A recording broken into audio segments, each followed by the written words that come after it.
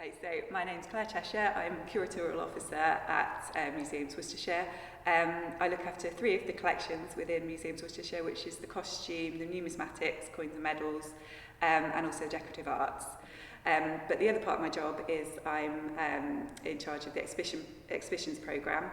So it's a lovely job because we get to put on a variety of exhibitions throughout the year.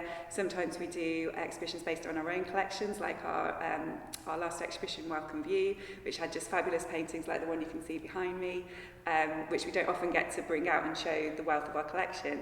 But the other thing that I love to do is we're always looking for loans that we can bring in from other institutions and other exhibitions. Sometimes they're fully formed exhibitions that we'll just bring in, curated by various different organisations.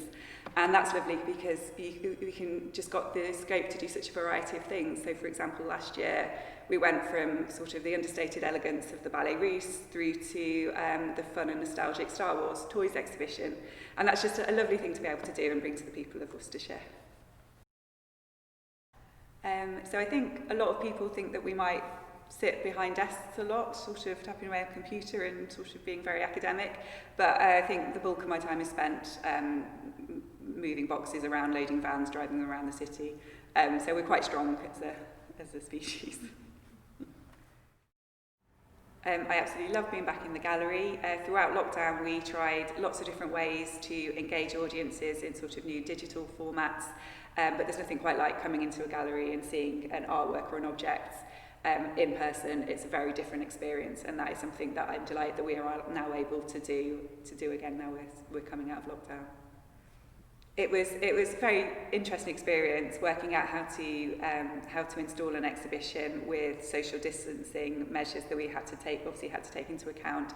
For example, the painting behind me is a very large painting. You need at least 2. Sometimes very heavy ones take 3 people to hang, which is obviously very difficult adhering to a 2-metre distance.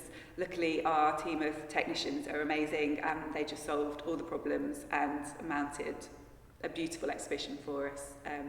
It was lovely to work with them and see how they did things.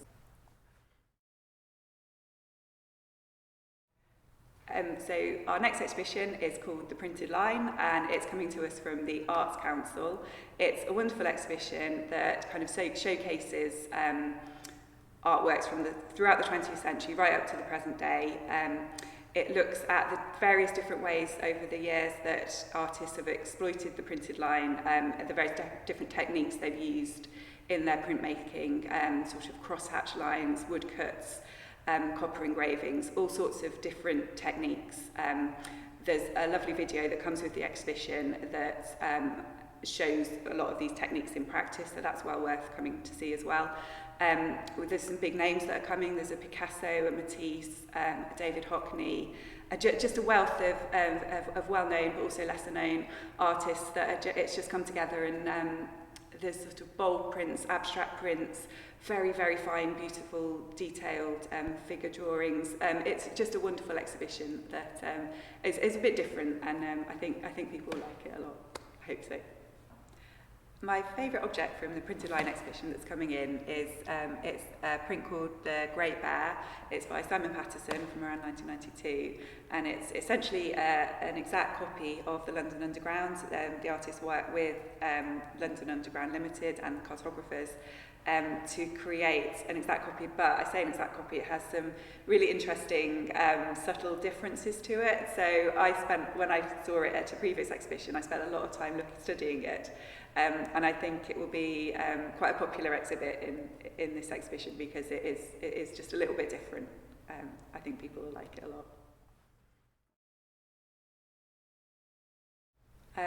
As the costume curator, I absolutely love our costume collection. It's kind of a hidden gem within the museum that I'm quite keen to make it more, get more people to know about it really. We've got one costume on display in the Museum and Art Gallery, but in our stores we've got many, many more, and it's my sort of goal to get as many of them out as possible.